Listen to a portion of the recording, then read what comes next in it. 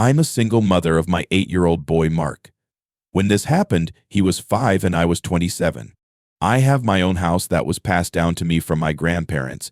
It's in the quiet side of town with a lot of older people, and I still live here with Mark today. It was Christmas time, and I was out with Mark shopping. I was doing my Christmas shopping for my family. Mark and I went to the mall, including a few clothing stores and a hardware store where I bought a gift for my dad. After all the shopping was done, I took Mark to McDonald's to get him some burgers and ice cream. Afterwards, we left the mall through the south exit, and here we bumped into a mall Santa standing outside. He waved at us and said the usual Santa stuff.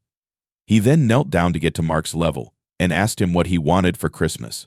Mark led my hand closer to the Santa, and I allowed it because he seemed like a normal, nice mall Santa. Mark said he wanted a Nintendo Switch, which ironically was what I was planning on buying him for Christmas. The Santa laughed and said, "If you're good, maybe you'll get it," while looking up at me and winking. I smiled, and then he stood up and started complimenting me, saying to Mark, "Your mother's a looker, Mark. You know that?"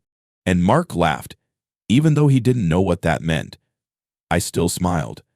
Then we had a couple minutes worth of seemingly friendly adult conversation about the holiday mayhem and such. The guy said he worked for the mall. I regrettably mentioned the stress of being a single mom during Christmas is unfathomable. And then I made a joke about needing Santa's help. Then the Santa made what I thought was an innocent joke, saying, "Mark, have you ever heard the song, 'I Saw Mommy Kissing Santa Claus'?" And Mark shook his head yes. Then he leaned in towards me with his cheek, lying he wanted me to kiss his cheek.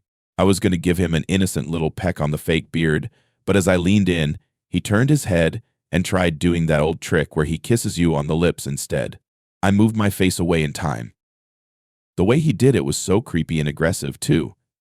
He looked at me and started doing the Santa kind of laugh, but there was nothing jolly about it. I said, "Come on, Mark," and we started walking away. He yelled Merry Christmas, and that was the last thing I heard him say. As we drove away past the back exit of the mall, I noticed he wasn't there in front of the entrance anymore. I wish I took that into consideration as to what may have happened next. We got home, and after bringing everything inside, I locked the door, and Mark and I started to watch a Christmas movie. Our wholesome time together was then interrupted. My doorbell rang. I wasn't expecting anyone, and it was late for any kind of door-to-door people. I told Mark to keep watching as I went to go answer the door. I said, "Who is it?" through the door, and a man's voice on the other side said, "It's Santa." My heart dropped. I said, "If you're the mall Santa, please go away, or I'm calling the cops." He replied, "You dropped something out of your bag, miss. I'm just looking to return it." I replied, "What did I drop?" He replied, "I don't know, miss.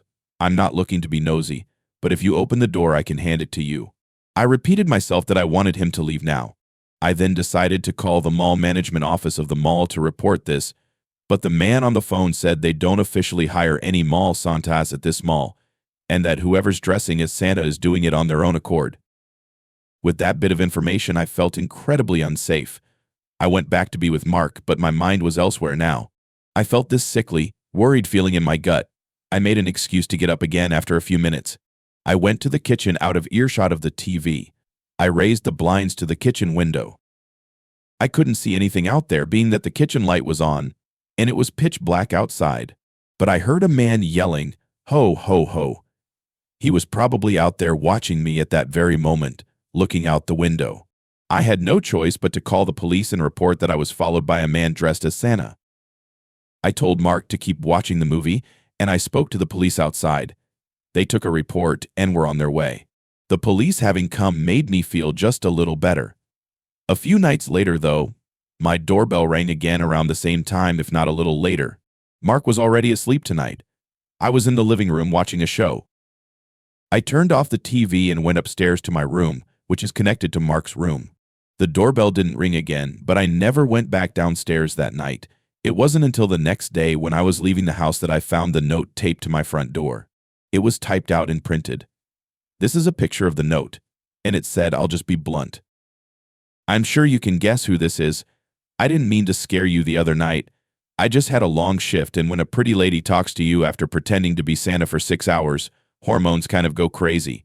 You and your son are the cutest things ever, and I'd love to one day be a part of your family." You can't pretend you didn't feel the connection when we spoke the other night. I already know where you live, now I just need your number. Feel free to shoot me a text whenever, and maybe we can plan something one day. Sorry, I know this may seem creepy or a bit much, but I'm the kind of guy where if I see something I like, I go after it. Anyway, happy holidays if we don't speak soon. Here's my number. Best, Ted. I wanted to crumple this up, but I took a picture of it, called the police again, and gave this to them. Since it had his number on it, the police could work with that. They said I'd be hearing from someone when action was taken, and that following Monday, I got a call from, I assume a detective, telling me that the man would not be contacting me anymore. And if he did, to let him know. I never heard from that creep again. I assume the police threatened to arrest him if there was any further contact. This is a short but scarring story, nonetheless, from my early childhood. I grew up in an average middle-class home in the suburbs. My sister and I were huge fans of Christmas as kids. I had to be like 6 years old when this happened because we had just moved to our new house. This is one of my earliest memories in life that I remember vividly just because of the gravity of it. On Christmas Eve, I would always have trouble sleeping, even as a young kid, just due to anticipation. I would stay up really late playing video games in my room on my old box TV. I'd play until I just fell asleep from exhaustion. This night in question, I was playing a Star Wars game for the PS1, and when I had to go to the bathroom, I turned the volume down low and quietly snuck out of my room because I knew my mom would get mad if she heard me sneaking around on Christmas Eve night. I snuck to the upstairs bathroom, and when I was done, I was quietly going back to my room. When I heard the sound of the tree rustling around downstairs, my first instinct was to think Santa. I started tiptoeing down the stairs until I got to the bottom. The sound of the rustling pine needles was louder now. I peeked around the bottom wall of the stairway into the living room. There were no lights on, except for someone holding a flashlight. I could see only the person's legs as they were bent over behind the tree. There was a black bag on the floor, and this random adult man came out from behind the tree and looked at me. He looked at me and put his pointer finger up to his mouth, and he made a shushing motion with his lips. He whispered, "Yes, I'm Santa." I was old enough and smart enough to know that wasn't what the Santa I grew up knowing looked like. I started screaming for my mom and dad as loud as I could. I remember the man started freaking out, deciding whether or not to take the bag he filled with our gifts, and he ended up running away to the front door. I don't remember if he had to unlock it or not, or if it was already unlocked or not. I just remember him leaving through the front door, and seconds later my parents running down the stairs. I'm sure I screamed there was a man in here, and them seeing the black bag on the floor filled with our would-have-been stolen gifts proved that. Here's where my memories started getting fuzzy, so I had to ask my parents what happened next. But my dad told me he went outside in his slippers and ran all over the place ready to kill someone. Half the ornaments on the tree were taken off and in the bag. What kind of sick, evil person steals people's sentimental Christmas gifts? According to my dad, the method in which the man broke in was the back door, which it appeared he yanked open with a crowbar due to the chipped wood. A house a few blocks away had also fallen victim to this, and it was on the news. It was most definitely the same guy. I don't remember much from when I was 6, but this is a memory that most of it still sticks in my brain like it was only a few years ago. It was December 2020. My fiancé and I bought a house together a few years ago. It's a cute house in a decent neighborhood. A nice area to raise a family. That's why what happened 2 years ago was all the more shocking and disgusting. We know all of our neighbors, both our next-door neighbors and the 3 closest neighbors across the street. Everyone is friendly enough, but you truly never know the skeletons hidden in someone's closet. Our neighbor Paul, to the right, always seemed nice the few times we'd speak, but he never really spoke too much. I'd see him outside almost every day, either coming or leaving for unassuming work, though I never knew what he did for a living. At this time, I hadn't seen the guy in a few days, and his car hadn't moved from his driveway. Obviously, that in of itself isn't any cause for alarm. All of the neighbors, including Paul, had their lights up already. I found it interesting how Paul, a single man in his 40s, would put lights up. I actually found it kind of nice. I was late to the party, putting my Christmas lights and decorations up outside one night. While doing so, I noticed Paul's Christmas lights out of nowhere started flickering like crazy. All of them, not just one strip of lights. It looked like it could have just been faulty wiring or some electrical glitch. The next day, I left for work around 10. I noticed again Paul's car was still in the driveway. I also noticed all the blinds in his house were still closed. Even when I got back from work, the blinds were all closed. But his Christmas lights were on. So he was definitely home. I joked with my fiancé that he must have been on some kind of hibernation. Later that night, my fiancé came inside and told me of Paul's Christmas lights acting up. I went outside and it was the exact same thing that was happening the night before. The flickering wasn't happening in a way that would appear that he programmed it that way. It was happening in a very spastic, glitchy sort of way. So I figured I'd be nice and go let him know and also see if he's okay since I hadn't seen him. I knocked on the door, and when there was no answer, I rang. All the blinds were closed, and I couldn't tell if the lights were on or not. When there was no answer, I rang one more time. Finally, the door opened and Paul greeted me. I let him know about his flickering lights, which I just noticed weren't flickering anymore. I promised him I wasn't making this up. He said he wasn't aware of that and thanked me. I asked if he was all right, as I hadn't seen him in a while. He said he was just feeling under the weather. He was acting a bit off. And I heard something from inside the house. At first I thought I was imagining it, but it sounded like a child screaming for help. Paul didn't have any kids. I was about to ask him, "Did you hear that?" But on the spot, I decided not to. I said goodbye and walked back to my house. Then I told my fiancé to call the police right now. I think Paul has a child in his house. Her reaction was literally, "What did you say?" I said, "I think Paul kidnapped a child." So I called the police and said I think I heard a child screaming inside my neighbor's house. My neighbor who doesn't have kids and hasn't been leaving his house the past week or two. I asked to keep who made the call anonymous, though I knew Paul wouldn't be so stupid as to not know it was me who made the call. Sure enough, the police arrived and entered his house on exigency, and when I heard what they found, I was appalled. There was a young boy locked in the basement. He had been locked down there for 4 days. The boy had been kidnapped from a completely different town, as far as the flickering lights.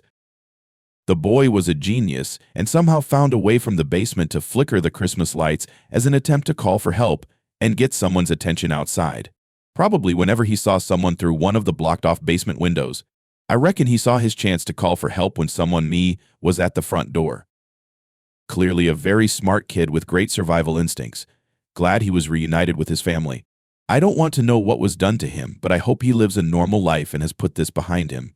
Knowing how serious of a crime child kidnapping is Paul won't be getting out of prison anytime soon.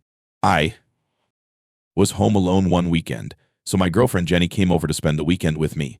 It was the middle of December and Christmas festivities were in full swing. Jenny wanted to watch Christmas movies tonight, so we ordered food, drank wine, and sat by the Christmas tree in the living room watching Christmas movies. We started with the Polar Express, then we started watching Elf. We ran out of wine, so I decided I'd run to the liquor store down the block to get more. It would only take 10 minutes anyway. It was a Saturday night, so they were open later. The usual cashier was working, and I got stuck in a conversation with him like I always do whenever I go there. Mid-conversation with him, I felt my phone vibrating in my pocket. I checked my phone to see who was Jenny. I interrupted the cashier saying 1 sec, and I picked up. Jenny sounded scared, saying she keeps hearing noises from below the living room. That would mean the crawl space. I told her it's fine. There's nothing down there. She asked me to stay on the phone with her until I got back, so I did. I walked the 5-minute walk back home, and Jenny was still on the couch. She had the movie paused still, saying that she was listening for sounds. When I asked her if she heard any other sounds, she said no. She asked what if there's an animal down there. I told her that's not possible as there's no openings from anywhere outside. I opened the wine bottle and we continued to watch the movie. It wasn't long after that we both heard a distinct thud type of sound from below us, from the crawl space. I looked at Jenny and she looked at me. She was right, there was something down there. I said, "Oh shit, there might actually be an animal down there." Once again, we paused the movie and I went to the closet with the attic door inside. I grabbed the flashlight on the ledge and went down into the crawl space. I stayed by the crawl space door and just did a quick scan of the place. There are a million boxes down there, so a small animal could have been hiding anywhere.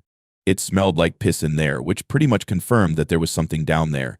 I'm not an exterminator or pest control, so there was nothing I could do about it. I told my parents about it in the family group chat and told my dad he'd have to call pest control tomorrow. Then, As I was climbing back up the stairs, I heard something from across the crawl space. I don't know what it was, but something moved. I got scared that some animal was going to run at me, so I hurried up the stairs and shut the door. There wasn't much else we could do now, except just go back to the living room and finish watching the movie. After Elf ended, we went to my room and eventually went to sleep. I woke up in the middle of the night having to pee really badly and with a throbbing headache. I got up and opened my bedroom door and looked down into the dark hallway. At the end of the hallway, I saw a person's silhouette. I almost screamed, but instead I closed the door quietly and locked it. I heard footsteps coming down the hallway, and then the doorknob turned and someone tried opening the door. And then a deep, hoarse-sounding voice on the other side said, That was when Jenny started to scream. She had been woken up by my getting up, and she heard the voice too. I would have tried to calm her down, but I was scared shitless myself. I did hear footsteps walk away from the door, and so I called 911. Waiting for the cops felt like a millennium. All I know is when the cops got here, there was no one else in this house, whoever it was left. The smell of piss in the crawl space wasn't my imagination. There was literally a puddle of that person's piss on the ground, which is pretty disturbing because that would suggest that he had been down there for a while. While it was likely a homeless squatter, that didn't make it any less horrifying. My family didn't even believe it at first. I've never forgotten to lock the door ever again.